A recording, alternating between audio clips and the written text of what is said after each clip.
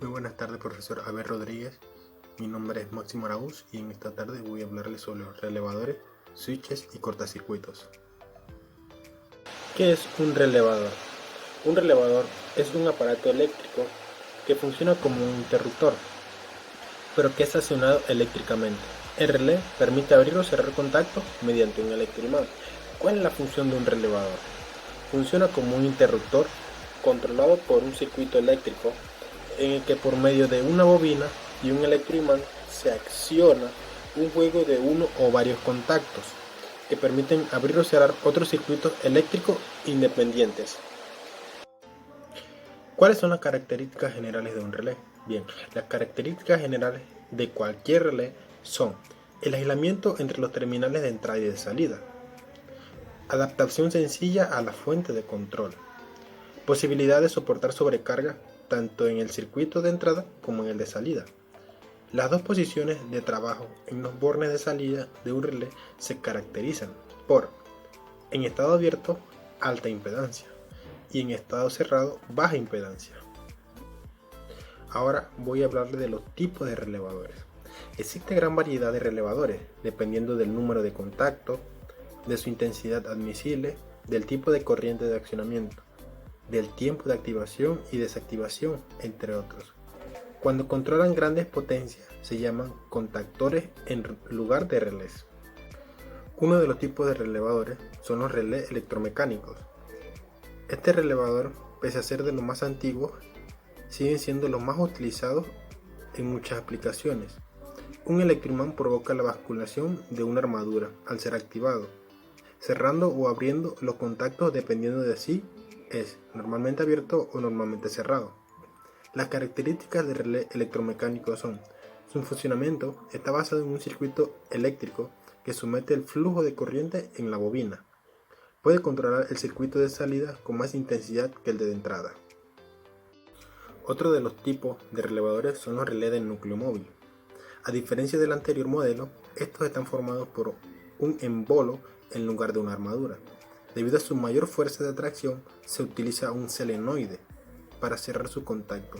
Es muy utilizado cuando hay que controlar altas corrientes. Otro de los tipos de relevadores son los relés tipo red o de lengüeta. Están constituidos por una ampolla de vidrio con contactos en su interior, montados sobre delgadas láminas de metal. Estos contactos conmutan por la activación de una bobina que se encuentra alrededor de la mencionada ampolla. Otro tipo de relevadores son los relés polarizados. Llevan una pequeña armadura solidaria a un imán permanente. El extremo inferior puede girar dentro de los polos de un electroimán y el otro lleva una cabeza de contacto. Si se excita el electroimán, se mueve la armadura y cierra los contactos. Si la polaridad es la opuesta, girará en sentido contrario, abriendo los contactos o cerrando otro circuito o varios. Interruptores eléctricos o switches.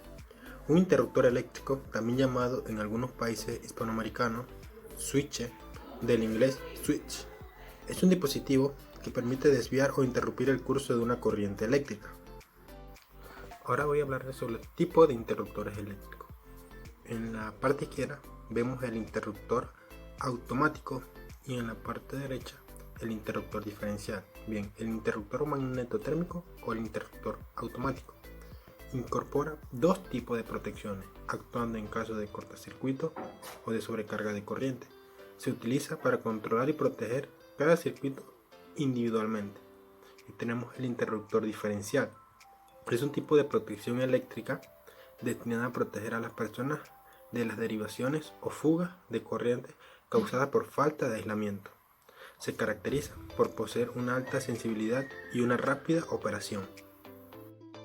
Otro tipo de interruptores eléctricos son los red switch y los interruptores centrífugos. Los red switch lo vemos en la parte izquierda y es un interruptor encapsulado en un tubo de vidrio al vacío que se activa al encontrar un campo magnético. El interruptor centrífugo que vemos en la parte derecha se activa o desactiva a determinada fuerza centrífuga. Se usa como protección en los motores. Otro tipo de interruptores eléctricos son los interruptores de transferencia que vemos en la parte izquierda y los interruptores DIP en la parte derecha. Los interruptores de transferencia trasladan la carga de un circuito a otro en caso de falla de energía, utilizado tanto en subestaciones eléctricas como en industrias. Y los interruptores DIP, usados en electrónica, se refiere a una línea doble de contacto. Consiste en una serie de múltiples microinterruptores unidos entre sí. Ahora voy a hablarles de los cortocircuitos. Los cortocircuitos es un dispositivo que se utiliza en instalaciones eléctricas para interrumpir el paso de corrientes eléctricas en el caso que la misma excede un valor prefijado y sobrecarga el circuito. De esta forma, el cortocircuito protege la integridad de los aparatos conectados al circuito y a las personas. Ahora voy a hablarles de los tipos de cortocircuitos. Hay dos tipos de cortocircuitos que existen: cortocircuitos térmicos y cortocircuitos mecánicos. En la parte izquierda vemos el cortocircuito térmico. Son el tipo de cortocircuito más antiguo. Están formados por plomo u otro metal blando que se pueden derretir con facilidad si la temperatura es elevada. Cuando un conductor se calienta por una corriente intensa, el fusible se funde y detiene el circuito eléctrico. Por tanto, un fusible es una medida preventiva de protección, el primer punto que debe fallar en caso de sobrecarga para evitar consecuencias peores. Y ahora en la parte derecha vemos el cortocircuito mecánico, que cumple la misma función que los fusibles, con la ventaja de que el circuito se puede activar de nuevo una vez que se ha disparado. Los interruptores automáticos cortan la corriente cuando detectan, mediante un sistema térmico o electromagnético, una sobrecarga en el circuito. Una vez que lo hacen, se debe comprobar la instalación y, según el caso, reducir el consumo o detectar el aparato que ha provocado la incidencia.